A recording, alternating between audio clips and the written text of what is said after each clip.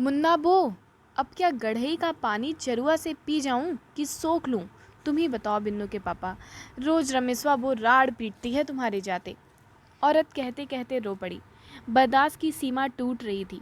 मुन्ना चुल्हानी बैठे मुंह गिराए हथ रोटियां जल्दी जल्दी खाए जा रहे थे। जानते थे कि देर होते काम नहीं मिलेगा। पेशे से राजमिस्त्री मुन्ना को बरसात के दिन में काम मिलने की खासी मुश्किल होती थी। लोग घर बनवाने का काम बरसात में ना के बराबर कराते थे। बेचारे रोटी की जुगत में बेचैन औरत को नाले की पानी की पड़ी थी। झल्लाकर आधी रोटी छोड़कर उठ गए। औरत पछताने लगी। झट आंचल से आंसू पोंछते पीछे भागी। हे सुनो बिन्नी के पापा, गोड़ धरते हैं, खा कर जाओ, कहते हुए गिड़गिड़ा रही थी। मुन्ना दंदनाते साइकिल निकाल चल पड़े। आज साथ रोटी भी नहीं ले गए। औरत चौखट पर बैठ दम भर रोने के बाद उठी और घर के अन्य काम निपटाने लगी। चिंता थी कि चिता सुलगती ही जा रही थी बरसात में गीली लकड़ी पा। रह रह कर कान में महेसा बो की धमकी गूंजती। कह देती हूँ रानी, कान खोलकर सुन लो, जो एक बूंद भी पानी मेरे द्वार पर चढ़ा तो माथ गिरेगा। वह भयक्रांत थी कि कभी द्वार पर लौड़ लाठी चल सकती है नाली को लेकर। टोले के सारे मर्द काम पर निकल चुके थे। बादल उमड़ता चला आ रहा था। उसे नाली की चिंता, मर्दों को काम की। आजाद चौक के दाहिनी तरफ गांधी जी की विशाल मूर्ति के नीचे बने गोल चबूतरे पर चारों तरफ सिर और गाल पर हाथ धरे मजदूर मिस्त्रियों का समूह चिंता मग्न बैठा है। सुबह के 10 बज चुके हैं और अभी तक एक को भी काम नहीं मिला है। ठेकेदार भी उदास, बार बार बीड़ी फूंकता और सबके चेहरे देखकर नजर घुमा लेता। लगभग सभी एक गांव के ही थे। बहुत देर से चुप बैठे महेश ने मुन्ना से कहा, काहे नहीं मानते हो मुन्ना? तुम्हारे घर का गू मूत मेरे द्वार पर बह कर आता है तो औरत राड़ मचाती है रोज। मुन्ना की बेचैनी और बढ़ गई। तुम ही बताओ भाई कि हम पानी कहाँ बहाएं? महेश तमक उठा। ई कौन बात हुआ? कुछ भी करो, हमारे द्वार पर तुम्हारा पानी नहीं आना चाहिए। दोनों में तड़का तड़की बढ़ता देख ठेकेदार ने हस्तक्षेप किया। ठेकेदार, काहे बीच बचार लड़ते हो यार? शांति रखो तनी और हमको भी बताओ कि क्या बात है। मुन्ना रोदी सूरत लिए बिफर पड़ा। आप बात का बताऊं है बाऊ, हमारे टोले ने प्रधानी में प्रधान को ओट नहीं दिया तो उस साला न चक्रोट बनवाता है और न नाली। कच्ची नाली की बात हुई थी, उसे भी ई महेशवा निकलने नहीं देता अपने द्वार से। कहता है कच्ची नाली गंदा पानी सोख कर बीमारी फैलाएगा। अब तुम ही बताओ कि ई बरखा बुन्नी का पानी हम कहाँ ले जाएं ससुर? पसीना गमछे में पोंछते हुए मुन्ना रुआसा हो गया। सबकी सहानुभूति मुन्ना की तरफ हुई। गांधी चबूतरे पर काम के अभाव में पंचायत बैठ गई। ठेकेदार मजदूर यूनियन का नेता भी था, इसलिए सभी उसकी बात से झुकाकर मानते। सबसे सीनियर राम खिलावन ने पंचायत का नेतृत्व संभाला। दोनों पक्षों की बात बारी बारी से सुनी गई। मुन्ना सही होते लाचार था। महेश बार बार कुतर्क करता। राम खिलावन ने खैनी ठोक जीभ में दबाया। ई बताओ महेशा कि बरसात का पानी कैसे रोकेगे किसी का? इसको तो कानून भी नहीं रोक सकता यार, फिर तुम कैसे रोक सकते हो? महेश की आवाज में कानून का नाम सुन नरमी आ गई। हम क्या करें भैया, रोज खट मर कर जाओ तो औरत छिप्पा भर ओरहन से पेट भर देती है। अब तुम ही बताओ कि इसकी नाली का पानी हम काहे सहें? मुन्ना चुप था। धीरे धीरे फुसफुसाहट बढ़ी और बात निकलकर सामने आई कि लगभग कोई रियाने में ये हर घर की समस्या थी। ठेकेदार सब बातें दम साधे सुन रहा था। मुस्कुराते हुए कहा, मेरी बात मानोगे? सबने हाँ में गर्दन हिलाई। ठेकेदार बीड़ी बुझाकर फेंकते हुए गोले के बीच में आकर बैठ गया। तुम्हारे गांव की सोसाइटी टोले से सटी है? सबने कहा हाँ।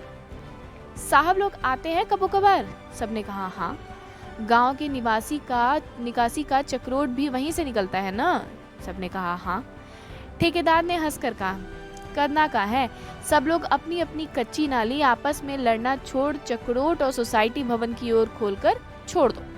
आखिर है तो बरसात का पानी ना, कहाँ बहाओगे? जब पूरा गांव डबहा भर पानी में डूब कर आए जाएगा तो खुदे प्रधान का कपार खाएगा। फिर देखो कैसे नहीं बनती है पक्की नाली तुम्हारे टोले में। जब आते जाते हकीम का चाबुक निकलेगा, कुल प्रधानी हरियर हो जाएगी ससुर की। सबके चेहरे खिल गए। हर्ष में सबने एक दूसरे को खैनी ठोक कर बांटी और अपने अपने घर लौट आए। अगले दिन सबके सब भिनसहरे फरुआ ले घर से निकले। पानी रात से ही टिपिर टिपिर बरस रहा था। अपने अपने द्वार से नाली काट कर सोसाइटी भवन की ओर निकाल दी। देखते देखते रास्ता गढ़ी में बदल गया। नमी पाकर खडंजा उखड़ने लगा तो कुछ गांव के दबंग गरजे हुए कोयरियाने की ओर आए। राम खिलावन 8वीं पास टोले का सबसे सीनियर आदमी था। उन्हीं के टोन में उत्तर दिया, का करे बाऊ, बरखा का पानी समुंदर बस सोखेंगे नहीं तो नहीं ना। जाइए, जहां मन करे रपट लिखा दीजिए, पानी तो वहीं बहेगा। और हाँ, एक बात और सुन ले महाराज, हमारी जनानियां इस बार आपका रोपन नहीं करेंगी। आन गांव के लोग अच्छा पैसा देते हैं। एक दांव और फेंका। लड़ने आई पलटन को समझते देर न लगी कि अंदर कुछ खिचड़ी तो पक रही है, और साथ ही उनकी संख्या भी कम थी। सो लौटकर प्रधान के द्वार पर आए। सारा मामला सुन प्रधान लाव लश्कर ले पहले थाने की ओर कोयरियाने पहुंचे। पैसा फेंक झूठ साज केस लिखवा ही दिया। राम खिलावन टोले के सारे मर्द काम पर शहर की ओर निकल चुके थे। दरोगा राम खिलावन के दरवाजे पर जमकर माँ बहन एक कर लौट गया। प्रधान दरोगा के दम पर अपने आदमियों से मिट्टी पटवा नाली बंद करवा गरजता हुआ गांव में लौट आया। इधर राम खिलावन की पत्नी ने लड़के को भेज खबर पठाया कि घर पर पुलिस तुम्हें खोजते हुए आई थी। वह ठेकेदार की शरण में भाग गया।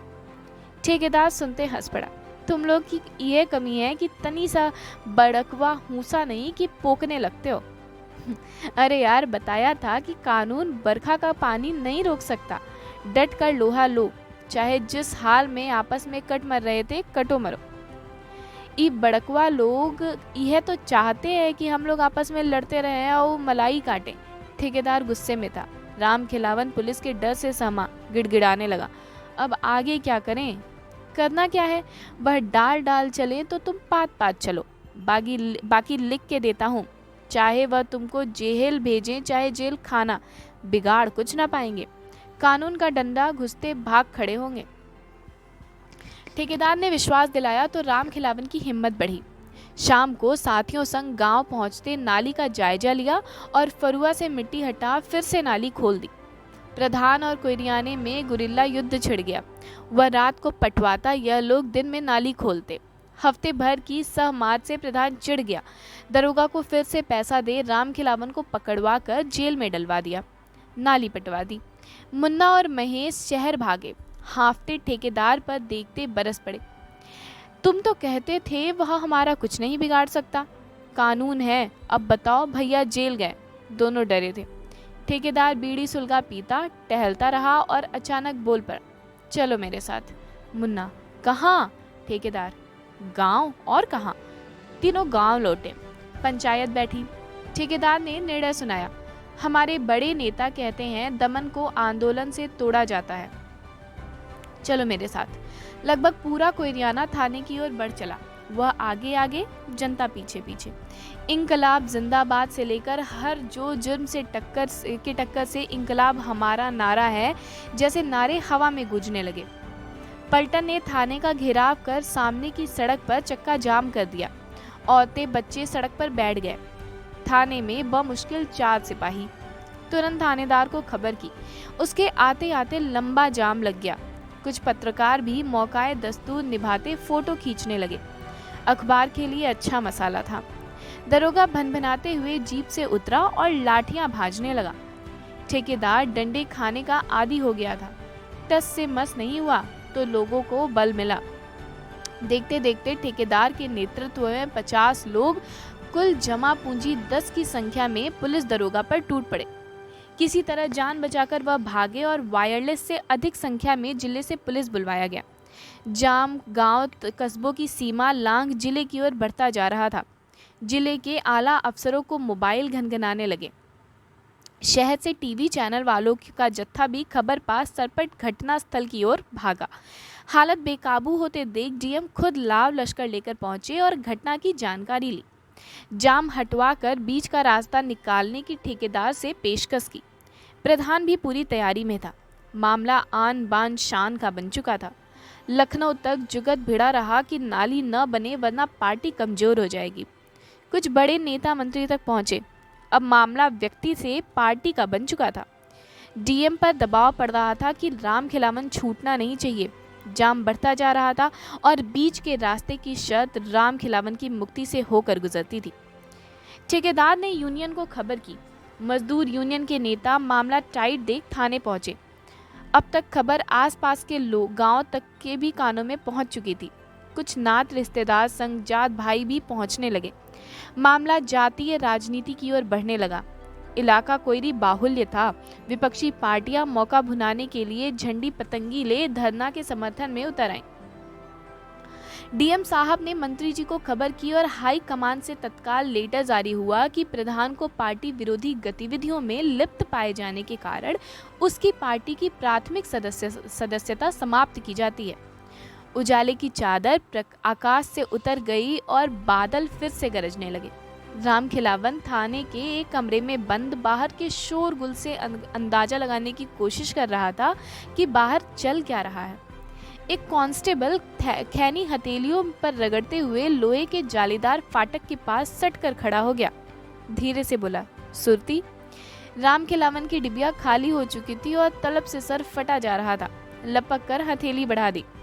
चुटकी भर खैनी हथेली पर रख कांस्टेबल फुसफुसाया, नेता जबर हो भाई, साहब लोगों का हाथ गोड़ फूला है।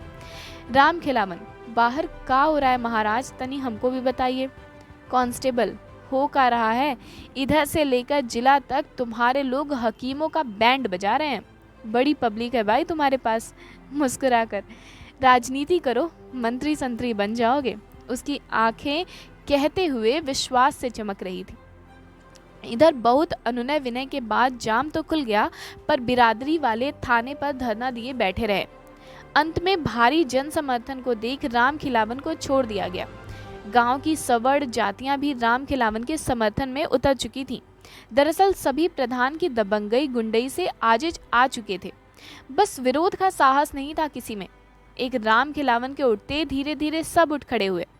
ग्राम पंचायत के सदस्यों की आपस में आपात बैठक बुला प्रधान को कोयरियाने की नाली अविलंब बनवाने की नोटिस जारी हुई और प्रधान अपनी प्रधानी जाने के डर से तत्काल नाली बनवाने लगा।